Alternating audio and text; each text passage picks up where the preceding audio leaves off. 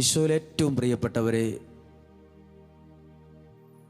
ഈ ഒരു ശുശ്രൂഷയുടെ ദൈവം നമ്മളെ അനുഗ്രഹിച്ചു കൊണ്ടിരിക്കുന്ന ഒരു ദിവസങ്ങളുടെ മണിക്കൂറുകളിലാണ് നമ്മളെല്ലാവരും ഉള്ളത്. ആരാധനയിലും വചനത്തിലും പങ്കെടുത്ത നിങ്ങൾ ദൈവത്താൽ അനുഗ്രഹിക്കപ്പെടാതിരിക്കില്ലെന്ന്, ദൈവം നിങ്ങളെ തൊടാതിരിക്കില്ല, ദൈവം നിങ്ങളെ ആശ്വസിപ്പിക്കാതിരിക്കില്ല, പരിശുദ്ധാത്മാവ് നിങ്ങളുടെ കാര്യങ്ങളിൽ ഇടപെടാതിരിക്കില്ല.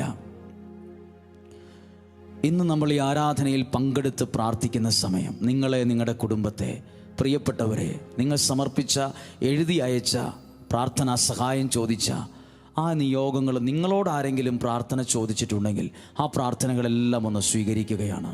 എന്നിട്ട് ദൈവത്തിൻ്റെ കരങ്ങളിലേക്ക് കൊടുക്കുകയാണ്. ഒന്ന് സ്തുതിച്ച് പ്രാർത്ഥിക്കാൻ പോവുകയാണ്. കർത്താവേ, ഇത് ശുശ്രൂഷയിൽ പങ്കെടുക്കുന്ന ഈ പ്രിയപ്പെട്ട കുടുംബത്തെ, ഈ പ്രിയപ്പെട്ട വ്യക്തിയെ, ഈ കണ്ണുനീരോടെ ഇരിക്കുന്ന ഈ ഒരു വ്യക്തിയെ, ഈ മുറിയിൽ ആകെ ഈ തകർന്നിരിക്കുന്ന ഈ ഒരു വ്യക്തിയെ സമർപ്പിച്ചുകൊണ്ട് പ്രാർത്ഥിക്കുന്നു. ഒരു പുതിയ ജീവൻ ഇവർക്ക് കൊടുക്കണമേ. യേശു പറഞ്ഞു, ഞാൻ വന്നത് ജീവൻ ഉണ്ടാകാനാണ്. ആ ജീവൻ സാധാരണ നിലയിൽ കുറച്ചുണ്ടാകാനെന്നല്ല, അത് സമൃദ്ധിയായി നിങ്ങളിൽ ഉണ്ടാകാനാണ് ഞാൻ വന്നത് യേശു പറഞ്ഞിട്ടുണ്ട്. കർത്താവ് ആരാധനയിൽ പങ്കെടുക്കുന്ന നിങ്ങൾക്ക് ഈ വചനം നൽകുന്ന സമൃദ്ധിയായ ജീവൻ, സമൃദ്ധിയായ നന്മകൾ നിങ്ങളുടെ ജീവിതത്തിൽ അനുഭവിക്കാൻ കഴിയട്ടെ. അതിനായി പ്രാർത്ഥിക്കുന്നു. നമുക്കൊന്ന് ഏറ്റു ചൊല്ലി ഒന്ന് പ്രാർത്ഥിക്കാം. കർത്താവായ യേശുവേ, വചനത്തിലും ആരാധനയിലും പങ്കെടുത്ത് പ്രാർത്ഥിക്കുന്ന ഓരോ കുടുംബങ്ങളെയും, ഓരോ വ്യക്തികളെയും ഇപ്പോൾ തന്നെ അനുഗ്രഹിക്കണമേ. ഞങ്ങളുടെ പ്രാർത്ഥനയ്ക്ക് മറുപടി നൽകണമേ. ദൈവം ഒരുക്കുന്ന ഈ അത്ഭുത ശുശ്രൂഷയെ അങ്ങ് അനുഗ്രഹിക്കണമേ. അതിന്റെ പിന്നിൽ പ്രവർത്തിച്ചവരെ അനുഗ്രഹിക്കണമേ. അതിൽ പങ്കെടുക്കുന്ന പങ്കാളിയായിരിക്കുന്ന എന്നെയും എന്റെ കുടുംബത്തെയും ഇപ്പോൾ സമർപ്പിക്കുന്നു. എന്റെ പ്രാർത്ഥനകൾക്ക് മറുപടി നൽകണമേ. അസ്വസ്ഥതകളെ മാറ്റണമേ. ദൈവശക്തിയുടെ പ്രവർത്തനങ്ങൾ സംഭവിക്കണമേ. അന്ധകാരത്തിന്റെ, പൈശാചികതയുടെ, തിന്മയുടെ എല്ലാ ദുഷ്ടശക്തികളെയും ഞങ്ങളിൽ നിന്ന്, ഞങ്ങളുടെ കുടുംബത്തിൽ നിന്ന് വേരോടെ പിഴുതെറിയണമേ. ഞാനും എന്റെ കുടുംബവും അങ്ങയുടേതാണ്, അങ്ങയുടേത് മാത്രമാണ്. തിന്മയുടെ ആധിപത്യങ്ങൾക്ക് എന്റെയോ എന്റെ കുടുംബത്തിന്റെ മേലോ യാതൊരുവിധ അധികാരമോ സ്വാധീനമോ ഇല്ല എന്ന് യേശുവിന്റെ നാമത്തിൽ ഞങ്ങൾ പ്രഖ്യാപിക്കുന്നു. വിശ്വസിച്ച് പ്രഖ്യാപിക്കുന്നു. Hallelujah, hallelujah, hallelujah, hallelujah, hallelujah. പ്രാർത്ഥിക്കുന്ന നിങ്ങളിൽ, ഈ ആരാധനയിൽ പങ്കെടുക്കുന്ന നിങ്ങളിൽ ചില ബന്ധനങ്ങൾ അഴിയുന്ന, ചില രോഗങ്ങളുടെ മേൽ സൗഖ്യം ലഭിക്കുന്ന, അത്ഭുത വിടുതലുകൾ അനുഭവിക്കുന്ന ചില മിനിറ്റുകളിലൂടെയാണ് കടന്നുപോയത്. പ്രാർത്ഥിച്ച് ആരാധനയിൽ നടത്തുമ്പോൾ അറിയാൻ പറ്റും ദൈവം ഒത്തിരി കാര്യങ്ങൾ, വലിയ കാര്യങ്ങൾ നിങ്ങളിൽ ചെയ്യുന്നത്, ദൈവം നിങ്ങളിൽ ഇടപെടുന്നത്. അതിങ്ങനെ ഒരാത്മാവിൽ നമ്മൾ ആരാധിക്കുമ്പോൾ അത് ഏതൊരാൾക്കും അറിയാൻ പറ്റും അവിടെ നടക്കുന്ന ദൈവപ്രവർത്തനങ്ങൾ. അതങ്ങനെയാണ്. അത് നിങ്ങളും പ്രാർത്ഥിച്ചിരിക്കുമ്പോൾ, ആരാധനയിൽ പങ്കെടുക്കുമ്പോൾ തോന്നില്ലേ, ദൈവത്തിൻ്റെ ഇടപെടൽ സംഭവിക്കുന്ന ഒരു പൾസ് നമുക്കുള്ളിൽ കിട്ടും. ആ ദൈവത്തിൻ്റെ ഒരു അനുഗ്രഹമാണ്. ദൈവം പ്രവർത്തിക്കുന്നുണ്ടോ, ദൈവം പ്രവർത്തിക്കുന്നില്ലയോ എന്ന് നമുക്ക് തന്നെ നമ്മുടെ ഉള്ളിൽ പിടികിട്ടും, മനസ്സിലാവും. ദൈവം പ്രവർത്തിക്കുന്നുണ്ട്, ദൈവം ഇടപെട്ടുകൊണ്ടായിരിക്കുന്നത്. ഈ ഒരു പ്രാർത്ഥന ഇത് അവഗണിച്ച് കളയരുത്, ഇത് നിസ്സാരമാക്കരുത്. ഇത് വലിയ ദൈവപ്രവൃത്തിയുടെ ഒരു സമയമാണ്. ഇന്ന് വളരെ അനുഗ്രഹിക്കപ്പെട്ട ഒരു വചനമാണ് ആരാധനയിൽ നിങ്ങളോട് ചേർത്ത് വെച്ചത്. സക്കേവൂസിൻ്റെ ഉപമയാണ്. അതോടെ പ്രതീക്ഷയുള്ള ഒരു സക്കേവൂസിനെ അവിടെ കാണാൻ പറ്റും. പ്രതീക്ഷ നമ്മുടെ ഉള്ളിൽ നഷ്ടപ്പെട്ടു പോകുന്ന ഒന്നാണ് പ്രതീക്ഷ. ചിലപ്പോൾ നമ്മൾ ചിറക് കരിഞ്ഞ പ്രാണി പോലെ നമ്മൾ നിലത്ത് വീണ് വട്ടം കറങ്ങും. പറക്കണമെന്ന് ആഗ്രഹം ഉണ്ടെങ്കിലും ഇതാ ചിറക് കരിഞ്ഞുപോയി. ഇതുപോലെ ആരെങ്കിലുമൊക്കെ ഉണ്ടോ? വിളക്കിൻ്റെ ചുവട്ടിൽ മെഴുകുതിരിയുടെ വെട്ടത്തിൽ പ്രാണികൾ വട്ടം കറങ്ങി അതിൻ്റെ അടുത്ത് മുട്ടി അതിൻ്റെ ചിറക് കരിഞ്ഞ് അത് താഴെ വീഴും. പിന്നെ അത് ജീവൻ പോകുന്നവരെയും ഇങ്ങനെ അതിൻ്റെ ചുവട്ടിൽ കൂടെ വട്ടം കറങ്ങും. ഇങ്ങനെ വട്ടം കറങ്ങുന്ന സ്വപ്നങ്ങളുണ്ട്. രക്ഷപ്പെടണമെന്ന് ആഗ്രഹമുണ്ട്, സന്തോഷത്തോടെയൊക്കെ ജീവിക്കണമെന്നുണ്ട്. എന്തോ പറ്റുന്നില്ല, എന്തോ കഴിയുന്നില്ല. ആഗ്രഹം ഉണ്ടെങ്കിലും പറ്റുന്നില്ല. ആഗ്രഹിച്ചതൊന്ന്, ലഭിച്ചതോ മറ്റൊന്ന്. ഒത്തിരി പേര് ജീവിതത്തിൽ എഴുതി വെച്ചൊരു വാക്കാണ്. എന്താ വിഷമം? ഞാൻ ആഗ്രഹിച്ചത് ഇതാണ്, എനിക്ക് ലഭിച്ചത് വേറൊന്നാണ്. ഞാൻ ഒത്തിരി നാൾ ആഗ്രഹിച്ച ഒരു കാര്യമാണ് ഞാൻ ആഗ്രഹിച്ചത്, ഇങ്ങനെയാണ് ജീവിതം ആഗ്രഹിച്ചത്. എനിക്ക് ലഭിച്ചത് അതൊന്നുമല്ല, മറ്റൊന്നാ. അവിടെ തകർന്നു പോയി. പക്ഷെ ബൈബിൾ പറയുന്നു, നീ തകർന്നു പോയി, ചിറകങ്ങ് കരിഞ്ഞു പോയാലും, ഒരു പ്രാണിയുടെ ചിറക് പോയാൽ വേറൊരു ചിറക് മുളച്ചു വരില്ലായിരിക്കും. അതിൻ്റെ ജീവിതം ആ വിളക്കിൻ്റെ ചുവട്ടിൽ തീർന്നു പോകുമായിരിക്കാം. പക്ഷെ വിശ്വാസി അങ്ങനെയല്ല കേട്ടോ. പ്രാർത്ഥിക്കുന്ന ഒരു ഭക്തൻ്റെ ജീവിതം അങ്ങനല്ല. ചിറക് കരിഞ്ഞു പോയാലും പ്രവാചകൻ പറയുന്നുണ്ട്, ദൈവത്തിൽ ആശ്രയിക്കുന്നവൻ അവന് പ്രാണിയുടെ ചിറകെന്നല്ല, കഴുകൻ്റെ ചിറക് കൊണ്ട് അവനെ ഞാൻ ഉയർത്തിപ്പറക്കും. കഴുകനെ പോലെ ഉയർന്നു പറക്കും. നീ ആഗ്രഹിച്ച സ്ഥലത്തൂടെ, ആഗ്രഹിച്ച രാജ്യങ്ങളിലൂടെ, ആഗ്രഹിച്ച പദവിയിൽ നിന്നെ ദൈവം പറത്തും. നിന്നെ ഒരു സെന്റർ ഓഫ് അട്രാക്ഷൻ ആക്കി ദൈവം മാറ്റും. അത് ദൈവത്തിൻ്റെ പ്രവൃത്തിയാണ്. ദാവീദിനെയൊന്നും ആർക്കും വേണ്ടായിരുന്നു. പ്രവാചകൻ വീട്ടിൽ വരുമ്പം ആ വീട്ടിലെ അപ്പനും അമ്മയും പറഞ്ഞോ, ദാവീദ് എന്ന് പറഞ്ഞൊരു മകനും കൂടെ ഞങ്ങൾക്കുണ്ടെന്ന് ആരെങ്കിലും പറഞ്ഞോ? ആരും പറഞ്ഞിട്ടില്ല. ആ പ്രവാചകൻ വന്ന് ചോദിക്കുകയാണ്, വേറെ മക്കളുണ്ടോ നിങ്ങൾക്ക്? അപ്പോഴാണ് പറയണ ഒരാളുണ്ടെന്ന്. എന്തിയെ നേരത്തെ പറയാഞ്ഞത്? വീട്ടിൽ പോലും വിലയില്ല, അത്ര വലിയ കാര്യമായിട്ട് കാണാത്ത ദാവീദ് സെൻറ്റർ ഓഫ് അട്രാക്ഷനായി മാറി. ദൈവമാണ് ഇങ്ങനെയുള്ള ചില അത്ഭുത പ്രവർത്തികൾ ദൈവം ചെയ്യും. അതുകൊണ്ട് പ്രതീക്ഷയോടെ ഇരുന്നേ, നിരാശ മാറ്റിക്കേ. പ്രതീക്ഷ. സക്കേവൂസ് ആരായിരുന്നു എന്നറിയാമോ? യേശുവിനെ കാണാൻ ആഗ്രഹിച്ചൊരു നല്ല മനുഷ്യൻ. ഭാര്യയോടും മക്കളോടൊക്കെ പറഞ്ഞിട്ടൊന്നുമല്ല, ഉള്ളിൻ്റെ ഉള്ളിൽ സൂക്ഷിച്ചൊരു മനസ്സ്. അങ്ങനെ അവിടെ ചെന്നപ്പോഴോ കിട്ടിയതെല്ലാം നെഗറ്റീവ് അനുഭവമാണ്. മുമ്പിൽ നിൽക്കുന്നവരെല്ലാം പൊക്കമുള്ളവർ, എല്ലാവരും ദൈവത്തെ കാണാൻ തന്നെ വന്ന് നിൽക്കുന്നവരാണ്. പക്ഷെ എല്ലാവർക്കും പൊക്കമാണ്, ആരും ഒരു മാറിക്കൊടുക്കത്തില്ല. അവസാനം പുള്ളി മടുത്ത്. അവിടെ എനിക്കിഷ്ടപ്പെട്ട വാക്ക്, സക്കേവൂസ് പുറകോട്ട് ഓടിയെന്നോ വീട്ടിലേക്ക് ഓടിയെന്നോ, അവിടെ ഒരു സ്ഥലത്ത് പോയി ഒറ്റയ്ക്കിരുന്ന് കരഞ്ഞു എന്നല്ല, അങ്ങനെ ഒരു പ്രതികൂല മുമ്പിൽ പൊക്കമുള്ള മനുഷ്യരായ യേശുവിനെ കാണാനൊന്നും പറ്റുന്നില്ല എന്നുണ്ടായപ്പോൾ എഴുതിയിരിക്കുന്ന വാക്ക് നോക്കൂ. 19-ാം അധ്യായം 4-ാമത്തെ വാക്യം, യേശുവിനെ കാണാൻ വേണ്ടി അവൻ മുമ്പേ ഓടി. പ്രിയപ്പെട്ടവരെ, ദൈവം ഈ വചനം, ഈ ശുശ്രൂഷയിലൊക്കെ നിങ്ങളെ പങ്കാളിയാക്കിയത് എന്തിനെന്നറിയോ? മുമ്പേ പുറകോട്ടോടാനല്ല, മുന്നോട്ടോടാനാണ്. നീ മുന്നോട്ടോടണം. ആരോ നിന്നോട് പറഞ്ഞു നീ ഇനി ഓടണ്ടാന്ന്. ചിലർ പറഞ്ഞു നിൻ്റെ ഓട്ടം ശരിയാവൂലെന്ന്. നിന്നെ ദൈവം വിളിച്ചത് മുന്നേ ഓടാനാ. മനസ്സുകൊണ്ടും ശരീരം കൊണ്ടും പുറകോട്ടോടരുത്, പുറകിലായി പോകും. അങ്ങനെ പുറകിലായി പോകാനുള്ളതല്ല നിൻ്റെ ജീവിതം. മുന്നേ ഓടണം, മുന്നേ ഓടണം. എവിടെയാ തകർന്നത്, എവിടെയോ എവിടെ എന്തുമാകട്ടെ, മുന്നേ ഓടണം. ഈ മനുഷ്യൻ മുന്നേ ഓടി. ആരും കണ്ടില്ല മുന്നേ ഓടുന്നത്. പക്ഷെ ആ മനുഷ്യൻ മുന്നേ ഓടുന്നത് ദൈവം കണ്ടു, യേശു കണ്ടു. നിൻ്റെ ഓട്ടം, നിൻ്റെ ശ്രദ്ധ, നിൻ്റെ നടത്തം എല്ലാം കാണുന്നൊരു ദൈവമുണ്ട്. എല്ലാം കാണുന്നൊരു ദൈവമുണ്ട്. ചടഞ്ഞിരിക്കാതെ, തലകുനിച്ചിരിക്കാതെ, കരഞ്ഞുകൊണ്ട് ആകെ എല്ലാം നഷ്ടപ്പെട്ട രീതിയിൽ ഇരിക്കാതെ എഴുന്നേറ്റ് ഓട്. ദൈവത്തിന് വേണ്ടി ദൈവിക കാര്യങ്ങളിൽ ആ മുന്നിൽ നിൽക്കുന്നെങ്കിൽ നീ ഒരിക്കലും പുറകിലായി പോകത്തില്ല. പ്രതീക്ഷയോടെ ഇരുന്നേ, പ്രതീക്ഷയോടെ ഇരുന്നേ. ദൈവം നിന്നെ അത്ഭുതമാക്കി മാറ്റാൻ പോവുകയാണ്.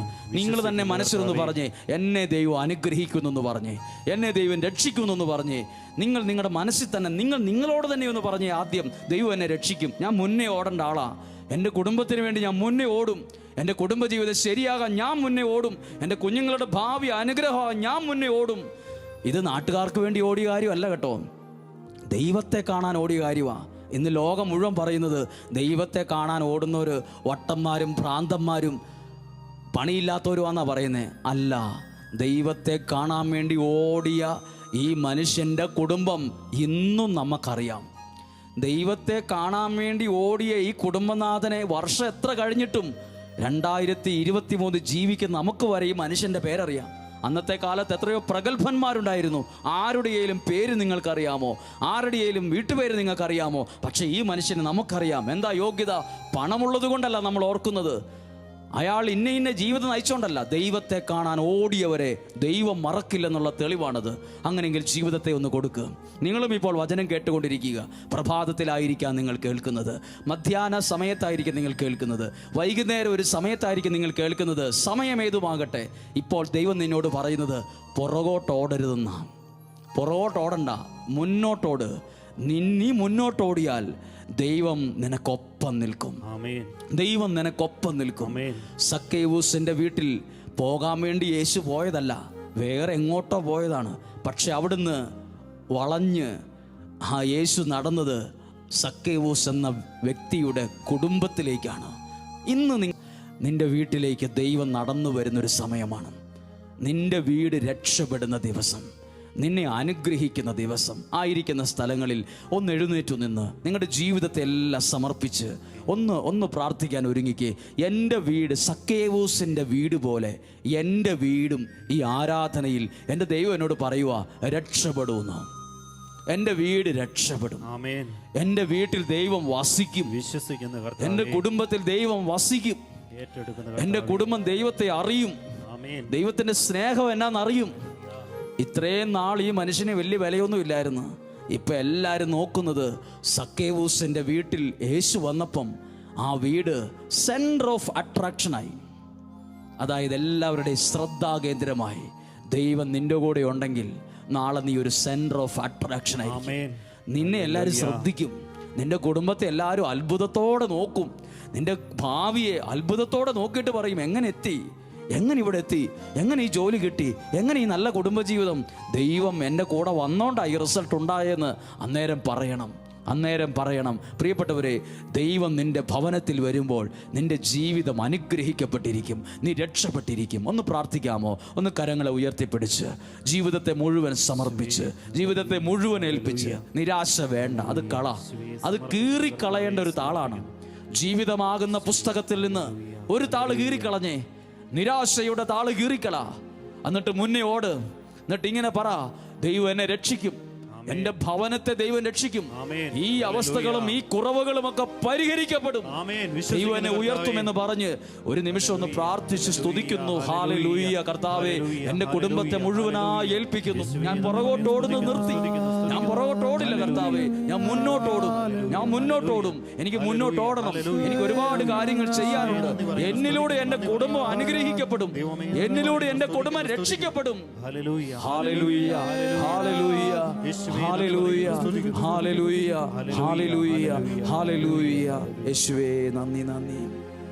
കണ്ണുനീർ താഴ്വരയിൽ ഞാനേറ്റം വലഞ്ഞിടുമ്പോ കണ്ണുനീർ വാർത്തവൻ കാര്യം നടത്തിത്തരും. അർത്ഥം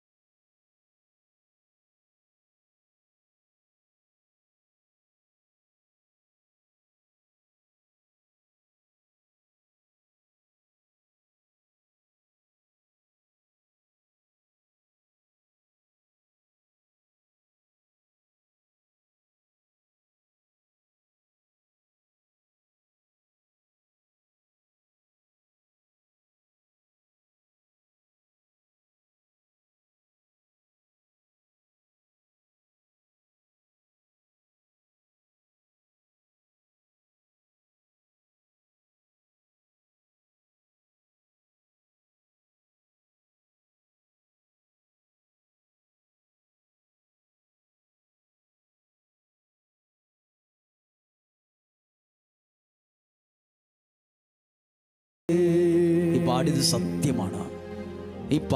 സത്യമാണ്. കണ്ണുനീർ തുടച്ച് എൻ്റെ കാര്യങ്ങളെ ദൈവം നടത്തിത്തരും.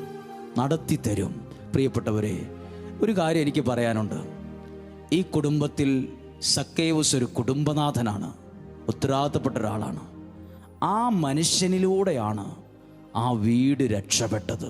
നിങ്ങളെന്ന വ്യക്തിയിലൂടെ നിങ്ങളുടെ വീട് രക്ഷിക്കപ്പെടും, അനുഗ്രഹിക്കപ്പെടുമെന്ന് ഒന്ന് വിശ്വസിക്കാൻ പറ്റുമോ?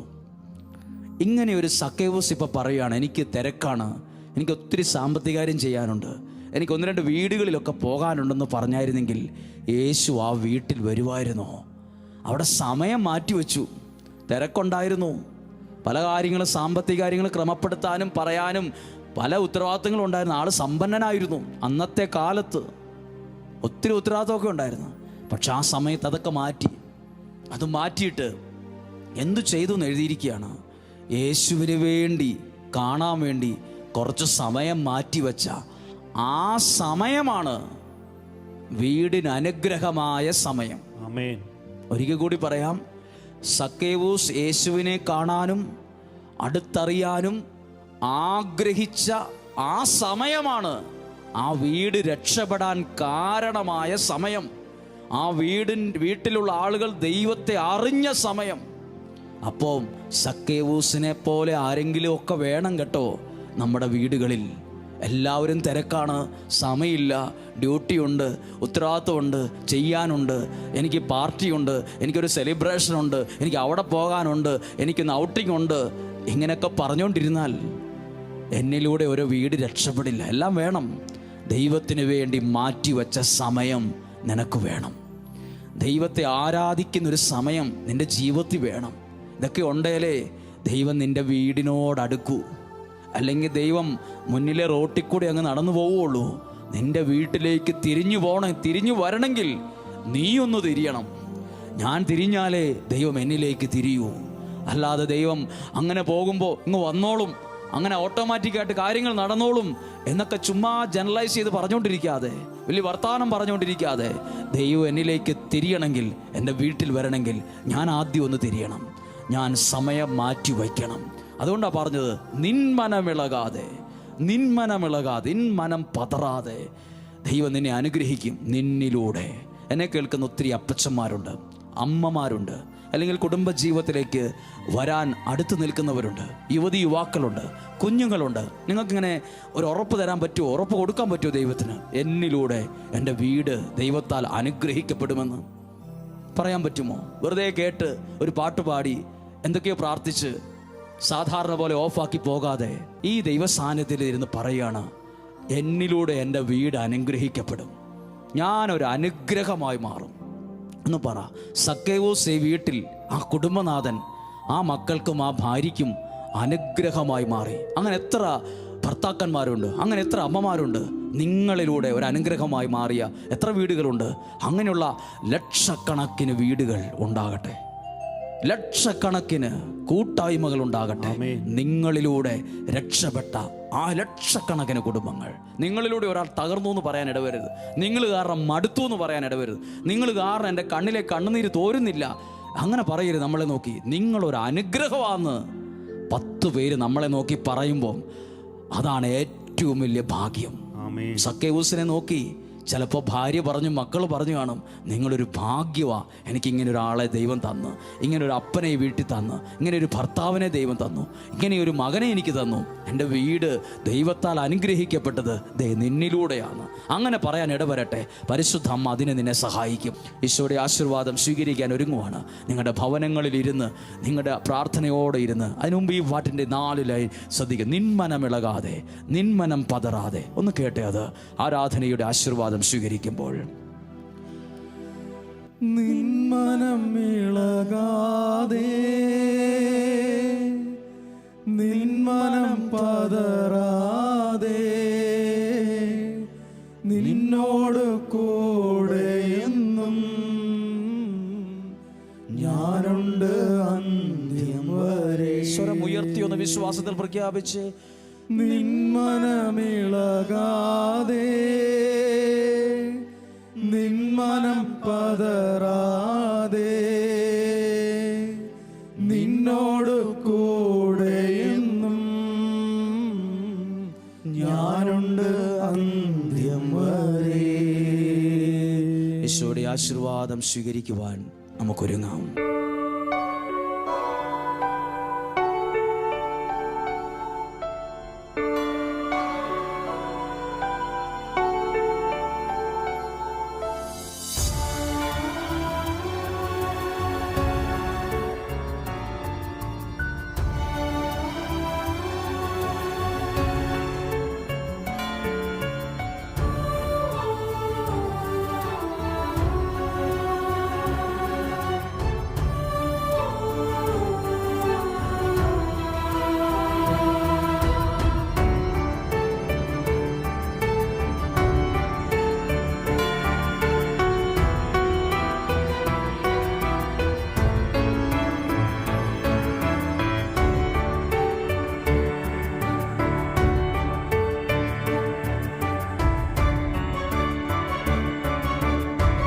പരിശുദ്ധ പരമദിവ്യകാരുണ്യത്തിന് എന്നേരവും ആരാധനയും സ്തുതിയും പുകഴ്ചയും ഉണ്ടായിരിക്കട്ടെ. നിത്യസ്തുതിക്ക് യോഗ്യനായ പരിശുദ്ധ പരമദിവ്യകാരുണ്യത്തിന് എന്നേരവും ആരാധനയും സ്തുതിയും പുകഴ്ചയും ഉണ്ടായിരിക്കട്ടെ. പരിശുദ്ധ പരമദിവ്യകാരുണ്യ ഈശോയ്ക്ക് എന്നേരവും ആരാധനയും സ്തുതിയും പുകഴ്ചയും ഉണ്ടായിരിക്കട്ടെ. ആമേൻ.